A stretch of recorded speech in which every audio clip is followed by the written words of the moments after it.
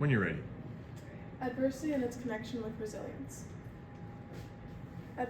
After being provided with numerous synthesis materials in class, I was able to form my investigative question: how does adversity affect one's resilience? Among the articles provided, I found a connection between, in their own words, resilience among the Haitian survivors and Nelson Mandela's long walk to freedom. I will discuss this connection in the following slides. The thesis I formed was that resilience is a vital factor in how one perceives the course of their lives, shaped by various encounters with adversity, which researchers and philosophers have determined is the best way to develop resilience. There are 6 main types of adversity that one may endure that have the ability to transform the way of living. These 6 types are physical, mental, emotional, spiritual, social, and financial. Starting out with source 1, I'm going to be talking about the Haitian survivors. Haitian history has been plagued with slavery, government corruption, limited education, violence, and severe poverty. After the earthquake, researchers studied their behavior of the community, in which they observed that their behavior was characterized by the discipline and resilience which characterized that of their ancestors over the previous 2 centuries. The observations and data collected regarding intellectual and cultural contextual factors enhanced their understanding of resilience, concluding that the intensity of a person's response to sudden traumatic events is in part based on their prior exposures to trauma. Transitioning to Nelson Mandela's long walk to freedom. A little background on Nelson Mandela is that he was a social and political activist and mainly fought against corruption in South Africa, government corruption in South Africa, and he became the first president of South Africa. He was imprisoned for 27 years and endured many obstacles to that imprisonment, and he said he was able to conquer that through strength in numbers. He stated that, "I do not know that I could have done it alone, but the authorities' greatest mistake was keeping us together, for together our determination was reinforced. We supported each other and gained strength from each other." The connections I found between them is both Mandela and the Haitian community relied on each other and social factors to endure the adversity they were faced with. Their reliance on those around them for support helped strengthen each other and build their resilience. The Haitians were able to resume their everyday lives, which resulted in a global shock. And again, going back to Mandela, he stated that he was able to overcome it based on the support of those who were with him.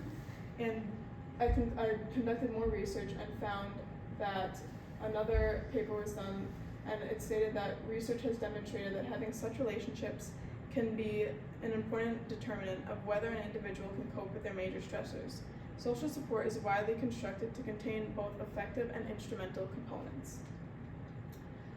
Another area in which I conducted research was that of childhood trauma and the future effects it has on an individual. It has been determined that one's childhood experiences, specifically involving trauma, plays an important role in psychological development. The specific experiment that I focused on was the CDC Kaiser experiment titled The Adverse Childhood Experiences. And again, this was an experiment formed by the CDC Kaiser in which extensive research was gathered as to how childhood neglect could contribute to the deterioration of the body's physical and mental biological mechanisms.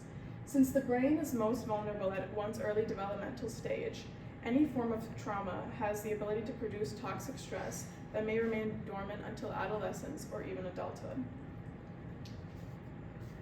Despite this, developing resilience at such a young age can open opportunities for skill development, allowing the individual to be able to withstand future obstacles to a higher degree.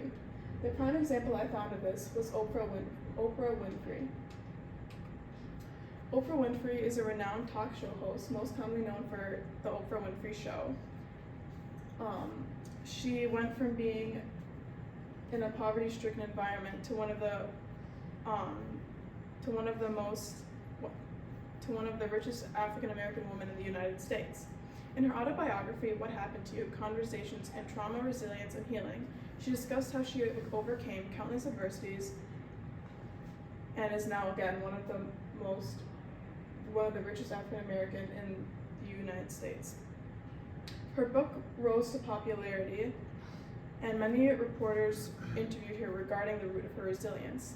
An article titled "The Stunning Transformation of Oprah Winfrey" stated that when she was still living in poverty, but now she couldn't even feel safe in her own home.